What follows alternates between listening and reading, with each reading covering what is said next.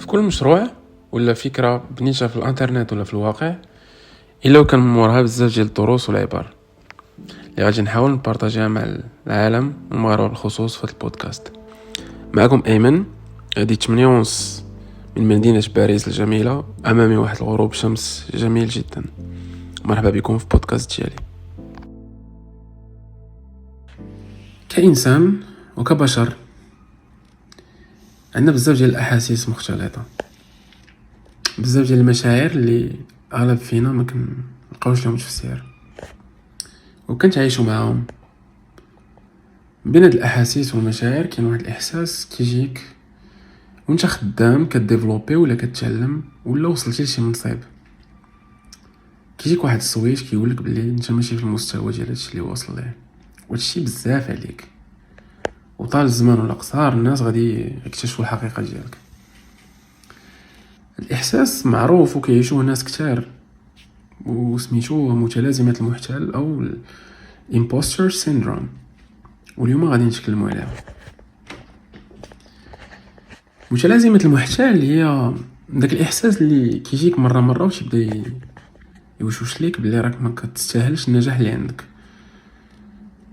وليتي انجينير خدام في شركه كبيره كيجيك هاد الاحساس، بنيتي برودكت قبل ما تلوحو كيجيك هاد الاحساس، لونسيتي برودكت كيبقى عندك هاد الاحساس، واللي هو طبيعي جدا حيتاش كيتولد من كثره المقارنه، الضغط، الخوف من نظرة الناس، وهذو كامل احاسيس جد طبيعيه كتجينا كبشر، وماشي دليل على اننا مزورين ومحتالين، بل فقط دليل على اننا كندفعوا راسنا للقدام تو سامبلومون.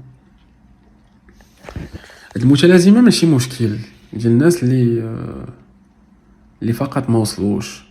المتلازمه حتى العباقره والناس اللي اثروا في تاريخ البشريه عاشوها. من هنا كتبان لك قداش هي تجربه انسانيه بحته. ألبرت أينشتاين كما سمعتي هاد السميه قال في واحد من الرسائل ديالو: انا تنحس باللي الناس عطاوني قيمه اكثر من اللازم، وكنخاف يجي شي نهار ويكتشفوا انني مجرد محتال. هذا أينشتاين كيقول هاد الهضره. مايا أنجلو كاتبه وشاعره امريكيه قالت: عندي كتب مشهوره، ولكن في كل مره كنقول مع راسي بلي هاد المره غادي يكتشفوا انني ماشي كاتبه حقيقيه. مايكل أنجلو الفنان الإيطالي العظيم كيقول باللي هو ماشي فنان حقيقي، هو كيدير على اللي كيعرف. كنتمنى انك فهمتي باللي حتى الناس اللي داروا بصمات في التاريخ كانوا كيشكوا في راسهم. يعني شنو بقى لينا حنا كديفلوبرز، شنو بقى لينا حنا ناس كيبنيو في ابليكيشنز في ساس كيكتبوا الكود ولا كيقادوا لاندين بيجز بساط، وكل مره كنعيشوا هاد الشك وهاد الصوت: واش انا عارف اش كندير؟ راه غادي يكتشفوا بلي رانا داخل هاد الدومين سنطيحه. خصوصا في المجال ديال الديفلوبمون تكون واحد الاحساس دائم من وانت كتشوف شي واحد ليه بروجي كبير في جيت هاب، الواحد كيلوح اي تول كل 3 ايام، وانت مازال مضارب مع واحد الكراد ابليكيشن، ودماغك كيدخلك في هاد المقارنات اللي ما عندهاش جدوى، وكتولي داخل في داك الدوامه ديال الشك وكتعذب حيت احساس كيعذب. تقدر مثلا تمشي دوز انترفيو كتقول الناس كيدوزو كاملين، ولكن انا دزتها حيت بالصدفه ولا ما عرفتش كيفاش دزت ليهم. بزاف الناس قالوا هاد ما عرفتش كيفاش دزت، ما عرفتش كيفاش نجحت. كتطلق شي مشروع وكيخدم، ولكن كتقول باللي اليوزرز ما عارفينش الحقيقه ديال هاد الحقيقه. الله اعلم انت وداك داك الصويت اللي عارفين هادشي. كتشوف اكس ولا برودكت هانت، كتشوف ناس دايزين عليك بسنوات ضوئيه ديال الخبره، كتقارن كتلقى راسك ضعيف وصغير قدامهم. هاد المقارنه هي اللي كتخلي داك الصوت ديال الشك كيزيد يكبر، كتشوف تعطيه داك الماكله اللي باغي وكيزيد يكبر ويتحكم فيك، كيخليك تخبى وما تطلقش اصلا داكشي اللي كنتي معول تطلقو. من تجربتي الشخصيه عانيت بزاف من الامبوستر سيندروم، عذباتني في البدايات ديالي هنا في هاد البلاد، وعقل مزيان انني انتغريت واحد الكومباني اللي تلاقيت فيها مع ناس 15 years of experiences software engineers واعرين، لا من الطريقه كيفاش كيهضروا ولا كيفاش كيلقاو الحلول ولا كيفاش كيشوفوا الحياه. بيان سور انا كنت قدامهم فقط شاب يلاه بعامين ديال الخبره ولقيت قدامي داك الصويت اللي تيقول لي باللي بلاصتك ماشي هنا. وداك الصوت كان كيتغدى لمده عام او عامين في ديك الشركه، كان غادي وكيكبر عندي وزارع فيه الشك. اوغوزمون انني قررت انني نوضع حد لهاد الشك ونمشي نقلب على راسي في الانترنت، ولقى بلي الناس بزاف بحالي وتيعانيو من اكزاكتومون نفس الحاجه اللي كنعاني منها انا بديك الشركه. فهمت باللي هذا الاحساس فقط دليل على انني كاين واحد البروغريس في حياتي، كاين واحد البروغريس في الخبره ديالي، بلي راه عادي جدا انني نديباسي.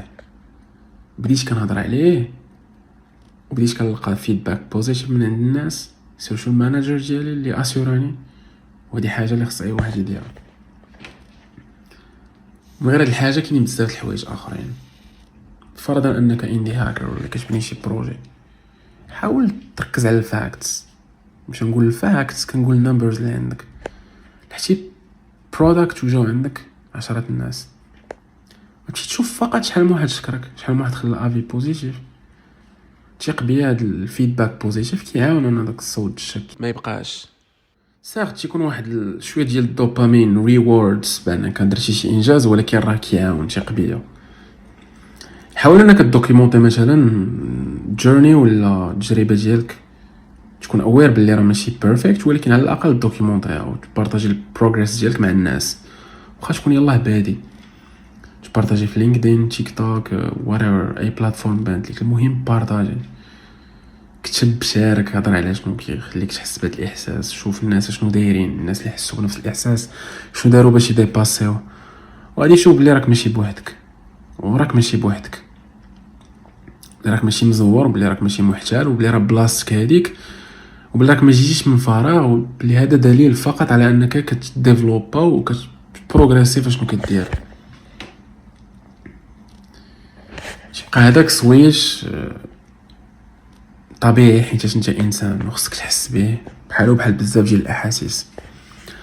ما عمره ما كان دليل على الفشل ديالك، هادي خصك ديرها في راسك، بل فقط دليل على انك تنمو وتتطور.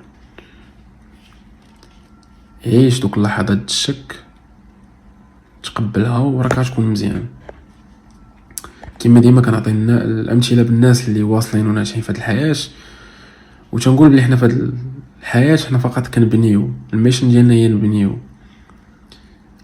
ونعرفوا بلي راه غادي نسقطوا، غادي نفشلوا، وما عمرنا ما نكونوا مثاليين، وما عمر غادي يجي الوقت فينا نكونوا مثاليين باش نبداو. فقط خصنا نبداو.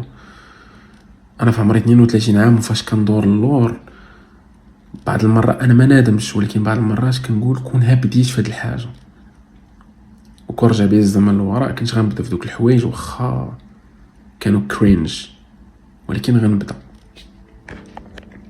وبغيتك حتى انت تبدا.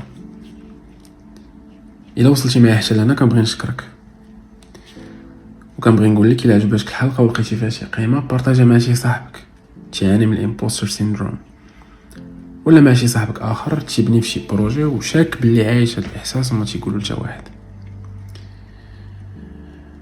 بغيتك تخلي لي كلمه ولا جوج كومونتير تقول لي فيه كي جاتك الحلقه، حيت انا باغي الفيدباك ديالك وكيهمني. كان معكم ايمن، شكرا والى اللقاء.